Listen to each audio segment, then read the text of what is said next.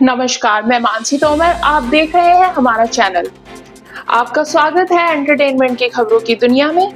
सबसे पहले हम बात करेंगे पुष्पा 2 ट्रेलर की, जिसने धूम मचा दी है और जानेंगे कि क्या रिकॉर्ड इस ट्रेलर ने बनाया है। दूसरी हमारी खबर होगी शोभिता धूलिपाला और नागा चैतन्य की शादी के कार्ड के बारे में। काफी पारंपरिक तरीके से यह कार्ड बनाया गया है, तो जानेंगे क्या विशेषताएं हैं इस शादी के कार्ड में। तीसरी खबर है दिलजीत दोसांझ ने अहमदाबाद में अपना कॉन्सर्ट बीच में रोका। क्यों रोका उन्होंने बीच में अपना यह कॉन्सर्ट, इस बारे में बात करेंगे। चौथी खबर है कीर्ति सुरेश दिसंबर में कर रही हैं शादी। किससे वो शादी कर रही हैं, इसके बारे में बात करेंगे।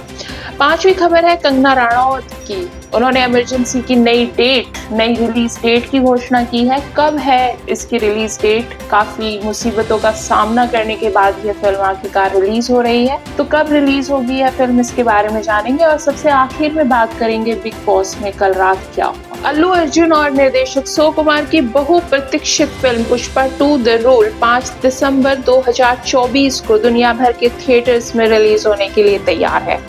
फिल्म के ट्रेलर के रिलीज होते ही इसके प्रति दर्शकों का उत्साह आसमान छूने लगा और 24 घंटे में ही इसे 100 मिलियन व्यूज मिले, जो अपने आप में एक नया रिकॉर्ड है।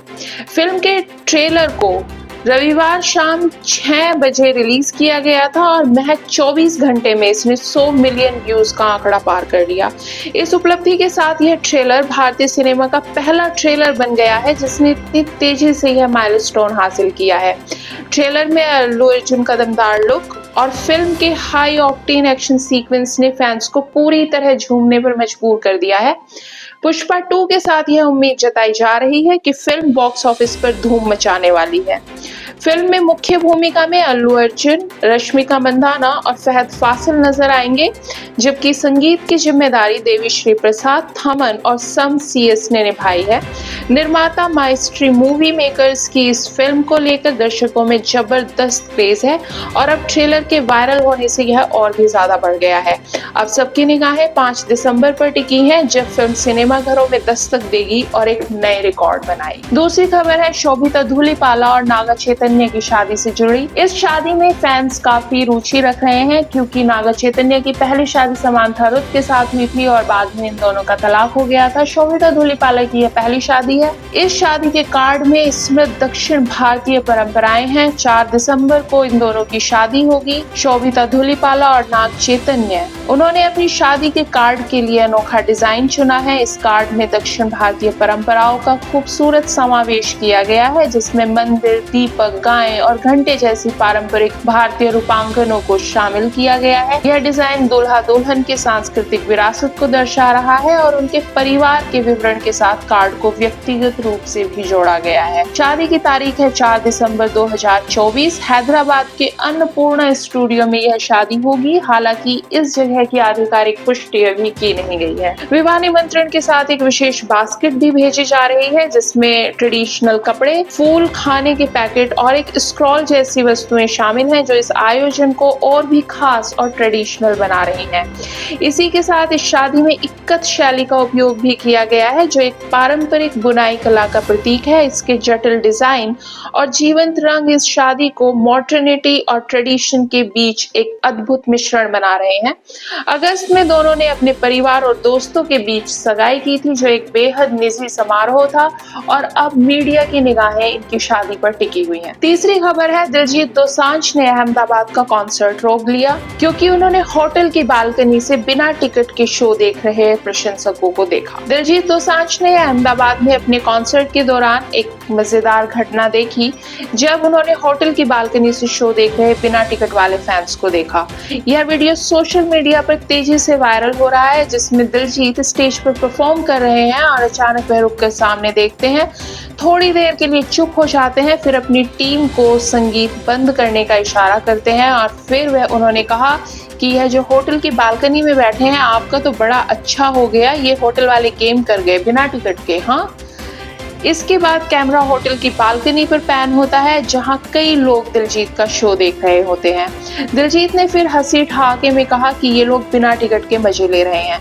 फैंस ने इस वीडियो पर अपनी काफी प्रतिक्रियाएं दी हैं। एक फैन ने मजाक करते हुए कहा है कि अगली बार दिलजीत होटल ही बुक कर लेंगे। वहीं कुछ फैंस ने दिलजीत के नुकसान की भी बात की है। इसके अलावा दिलजीत ने अपने शो में शराब के खिलाफ एक आंदोलन शुरू करने की इच्छा जताई। उन्होंने कहा कि अगर देश भर में शराब की दुकानें बंद हो जाएं तो वह शराब पर आधारित गाने बनाना बंद कर देंगे। उनका यह बयान तब आया जब उन्हें तेलंगाना सरकार की तरफ से शराब, ड्रग्स और हिंसा से संबंधित गानों को लेकर एक नोटिस मिला था। दिलजीत का दिल्लुमिनाटी टूर जारी है और वह 22 नवंबर को लखनऊ में, फिर पुणे, कोलकाता, बेंगलुरु, इंदौर, चंडीगढ़ और गुवाहाटी में परफॉर्म करेंगे। चौथी खबर है राष्ट्रीय पुरस्कार विजेता अभिनेत्री कीर्ति सुरेश से जुड़ी हुई। वह दिसंबर के दूसरे सप्ताह में अपने लंबे समय से बॉयफ्रेंड एंटनी थट्टिल से शादी करने जा रही हैं। दोनों कम से कम 15 साल से डेट कर रहे हैं और रिपोर्ट्स के अनुसार गोवा में एक डेस्टिनेशन वेडिंग में दोनों शादी करेंगे। शादी की तारीख 11 और 12 दिसंबर बताई जा रही है और यह एक बेहद निजी समारोह है जिसमें केवल करीबी परिवार और दोस्त ही शामिल होंगे। एंटनी थट्टिल जो दुबई में एक व्यापारी हैं और कीर्ति के रिश्ते को लेकर ज्यादा जानकारी सार्वजनिक नहीं की गई है, लेकिन यह पुष्टि की गई है कि दोनों के परिवारों की सहमति से शादी की तैयारियां चल रही हैं। कीर्ति और एंटनी की मुलाकात स्कूल के दिनों में हुई थी और वे हाई स्कूल से दोस्त रहे हैं। कीर्ति सुरेश की शादी को लेकर फैंस में काफी उत्साह है और कुछ मीडिया रिपोर्ट्स ने उनकी निजी जिंदगी के बारे में अभी कुछ गलत जानकारी दी थी, तब कीर्ति ने इसका जवाब सोशल मीडिया पर दिया था। काम के फ्रंट पर कीर्ति अपने बॉलीवुड डेब्यू फिल्म बेबी जान में वरुण धवन के साथ नजर आएंगी जो 25 दिसंबर को रिलीज होगी। कीर्ति की शादी और फिल्म दोनों को लेकर ही उनके फैंस काफी उत्साहित हैं। पांचवी खबर है कंगना रनावत की फिल्म इमरजेंसी से जुड़ी हुई। काफी इंतजार के बाद इस फिल्म की रिलीज डेट का ऐलान कर दिया गया है। 17 जनवरी 2025 को रिलीज होगी कंगना रनावत की बहुप्रतीक्षित फिल्म इमरजेंसी। इस फिल्म की रिलीज डेट पहले टाल दी गई थी क्योंकि यह फिल्म विवादों के घेरे में घिर गई थी। कंगना रनावत ने सोशल मीडिया पर फिल्म का नया पोस्टर जारी किया है जिसमें वह इंदिरा गांधी के रूप में नजर आ रही है। फिल्म में विशाख नायर, संजय गांधी, अनुपम खेर, जयप्रकाश नारायण, श्रेय तलपड़े, अटल बिहारी वाजपेयी और मिलिंद सोमन, सैम मानेकशॉ के रूप में महत्वपूर्ण भूमिकाएं निभा रहे हैं। इमरजेंसी एक ऐतिहासिक थ्रिलर है जो 1975 से 1977 तक इंदिरा गांधी द्वारा लगाए गए आपातकाल पर आधारित है। फिल्म को लेकर कंगना ने कहा कि उन्हें इस फिल्म को बनाने में फिल्म इंडस्ट्री का कोई सपोर्ट नहीं मिला है और सेंसर बोर्ड से भी उन्हें काफी समस्याओं का सामना करना पड़ा, जिसके कारण इस फिल्म की रिलीज में देरी हुई। कंगना की यह फिल्म उनके निर्देशित करियर का एक महत्वपूर्ण हिस्सा है क्योंकि यह उनके द्वारा निर्देशित दूसरी फिल्म है। इससे पहले उन्होंने Manikarnika the queen of Jhansi का निर्देशन किया था। अब सबसे आखिर में हम चलेंगे बिग बॉस की तरफ। बिग बॉस में कल का दिन भी काफी धमाकेदार रहा क्योंकि कल था नॉमिनेशन का दिन और नॉमिनेशन के बाद घर में हुई महाभारत जहां सब एक दूसरे से लड़ रहे थे, जबकि अविनाश गैंग काफी रिलैक्स दिखा और दूसरे ग्रुप की लड़ाइयों के मजे लेता दिखा। तो शुरू करेंगे नॉमिनेशन से। नॉमिनेशन से इस बार बिग बॉस में जरा अलग अंदाज में चल रहे हैं। तो इस बार में नॉमिनेशन राइट्स मिलने थे टाइम गॉड को खुश करके। टाइम गॉड यानी रजत को घर वालों को खाना ऑफर करना था और अगर रजत खाना स्वीकार कर लेते तो उसका मतलब था कि उस सदस्य को नॉमिनेशन राइट्स मिल गए हैं। रजत ने अपनी दुश्मनी विवियन डिसेना के साथ बरकरार रखते हुए सिर्फ उन्हें ही पूरे घर में नॉमिनेशन राइट्स नहीं दिए, जबकि ईशा को अपनी बहन बताने का दावा सही साबित करते हुए ईशा को 5 नॉमिनेशन राइट दिए गए। लेकिन सबसे बड़ा सरप्राइज था अविनाश को 5 नॉमिनेशन राइट्स दिए जाने का।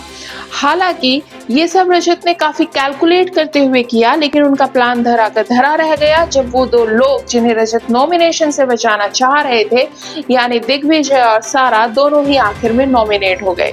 करणवीर भी नॉमिनेट हुए और उनको सबसे पहला नॉमिनेशन दिया शिल्पा ने।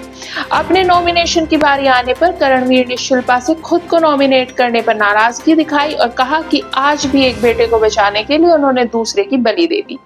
लेकिन करणवीर ने शिल्पा को नॉमिनेट नहीं किया पर विवियन डिसेना को जरूर नॉमिनेट कर दिया। शिल्पा काफी अपसेट हो गई। इसके बाद शिल्पा ने अपने नॉमिनेशन में उन सब लोगों को नॉमिनेट किया जिनके साथ वे बैठी हुई दिखाई देती हैं, कशिश, सारा, बग्गा और करण। इस नॉमिनेशन प्रक्रिया के खत्म होने के बाद जो लोग नॉमिनेट हुए उनमें अविनाश और एलिस और विवियन डिसेना भी शामिल थे। इस नॉमिनेशन के बाद घर में जमकर घमासान हुआ शिल्पा और रजत के बीच, जिसमें सारा भी कूदी और उन्होंने शिल्पा पर आरोप लगाया कि शिल्पा ने उनके बारे में झूठी बातें ईशा और एलिस से बोली हैं। प्रोग्राम के आखिर में बताया गया कि 3 वाइल्ड कार्ड एंट्रीज होंगी बिग बॉस के घर में अगले एपिसोड में।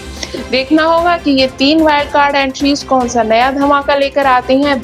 ये हम देख पाएंगे बिग बॉस के अगले एपिसोड में। बिग बॉस की रोजाना की अपडेट जानने के लिए जुड़े रहिए आप हमारे साथ। आज के लिए बस इतना ही। हमारे चैनल को सब्सक्राइब करना ना भूलें।